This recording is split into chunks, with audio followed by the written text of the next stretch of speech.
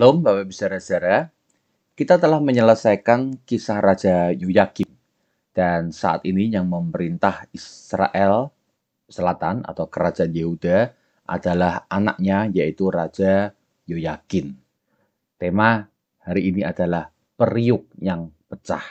Sabtu 15 Agustus 2020, bacaan terambil dari 2 Raja-Raja 24 ayat 8-17, 2 Tawarik 36 ayat 9-10, serta Yeremia 22 ayat 23 hingga 30. Raja Yoyakin menjadi raja di usia 18 tahun. Ia memerintah 3 bulan 10 hari. Nama ibunya ialah Nehusta binti Elnatan dari Yerusalem. Ia hidup melawan Tuhan. Di tahun ke-8 pemerintahan Nebukadnezar sekitar Desember 598 sebelum Masehi, Raja Babel ini datang lagi ke Yerusalem untuk mengepung dan mengalahkannya. Yoyakin menyerah. Ia bersama dengan ibunya, pegawai-pegawainya, para pembesarnya, dan pegawai istana mendatangi Raja Babel.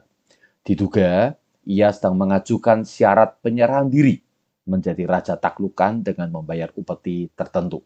Namun Nebukadnezar menolak tawaran Yoyakin. Mungkin karena ia menganggap bahwa Yoyakin punya hubungan yang terlalu dekat dengan Mesir.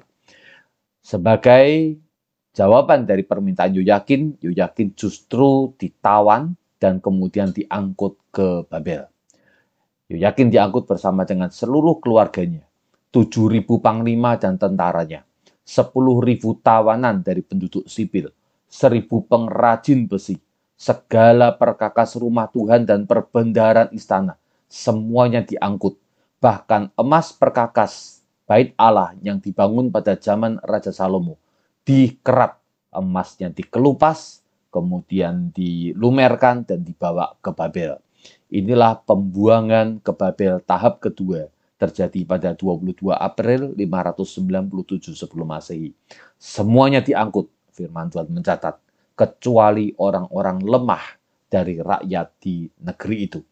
Termasuk dalam pembuangan kedua ini adalah Mordekai bin Yair bin Simei bin Kis, yaitu paman dari Esther yang di belakangan hari diangkat menjadi Ratu Esther. Juga termasuk dalam pembuangan kedua ini adalah Nabi Yehezkiel. Untuk menggantikan Yoyakin, daripada mengangkat Yoyakin menjadi raja bonekanya, Nebukadnezar memilih untuk mengangkat matanya, yakni paman Yoyakin, menjadi raja atas Yehuda, dan nama matanya ini diganti dengan nama Zedekiah. Yeremia memberikan catatan tentang pandangan Tuhan terhadap sang Raja Yoyakin ini. Dikatakan pada Yeremia 22 ayat 23 sampai 30 demikian. Tuhan berkata kepada Raja Yoyakin, sekalipun engkau bagiku seperti cincin meterai pada tangan kananku, namun engkau akan kucabut dan kuserahkan kepada orang-orang yang kau takuti dan yang ingin membunuhmu. Yoyakin takut kepada Raja Babel. Dan ketika ia mencoba untuk melunakkan hati sang raja, justru ia diserahkan dan kemudian ia ditawan. Gambarannya indah sekali. Ya, Tuhan berkata bahwa Raja Yehuda ini sebenarnya adalah cincin materai di tangannya. Bahwa segala apa yang menjadi keinginan Tuhan dan kehendak Tuhan, ya biasa seorang raja itu memberikan sebuah materai atas setiap perintahnya dengan cincin materai.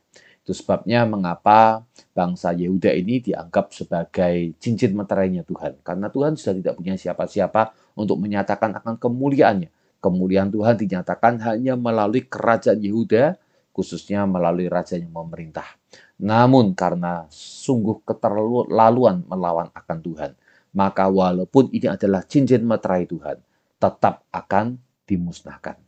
Dan Yeremia kemudian berkata kepada Tuhan semacam ini, apakah Raja Yoyakin telah menjadi seperti periuk pecah yang dibuang dan tidak disukai lagi? Bandingkan dengan DDE 9 Agustus, berbicara tentang ilustrasi Yeremia ketika datang ke tukang penjunat. Ia melihat tanah liat yang belum menjadi periuk ini, yang belum dibakar, kalau salah masih bisa dibentuk kembali. Namun Yoyakin ini digambarkan seperti periuk, tanah liat yang sudah dibakar dan sudah jadi, namun rusak dan pecah. Apakah periuk yang pecah ini hanya bisa dibuang dan tidak disukai lagi? Itukah sebabnya, kata Yeremia melanjutkan, ia, Yoyakin, dan anak-anaknya diusir dan dibuang ke negeri yang asing bagi mereka. Bapak Ibu, kalau kita sudah dibentuk oleh Tuhan dan menjadi periuk, dan kemudian periuk itu pecah, mau diapain lagi? Ya, apakah masih bisa ada harganya? Kita akan melanjutkan kisah ini pada beberapa hari lagi. Ya, sebuah gambaran yang indahnya akan kita lanjutkan. Namun kisah ini jelas menjadi sebuah perenungan buat kita bahwa jangan main-main dengan Tuhan. Ya, kalau kita masih tanah liat, masih bisa dibentuk, puji Tuhan. Namun kalau kita sudah keras, tidak bisa dibentuk lagi. Lalu kemudian Tuhan memutuskan untuk menghancurkan kita. Apakah bisa untuk dipulihkan lagi? Mari kita berdoa dengan teduh. Tuhan, jangan keraskan hati kami, namun terus Engkau lembutkan hati kami. Karena di dalam tanah yang lembut itulah Engkau masih bisa membentuk kami. Namun kalau tanah hati kami sudah menjadi keras, tidak bisa lagi dibentuk kecuali dipecahkan. Dan mungkin akan terbuang, walaupun untuk sementara.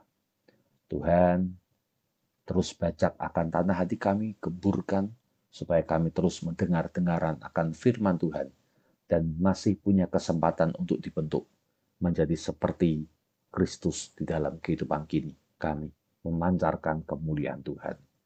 Doa kami ya Tuhan. Amin.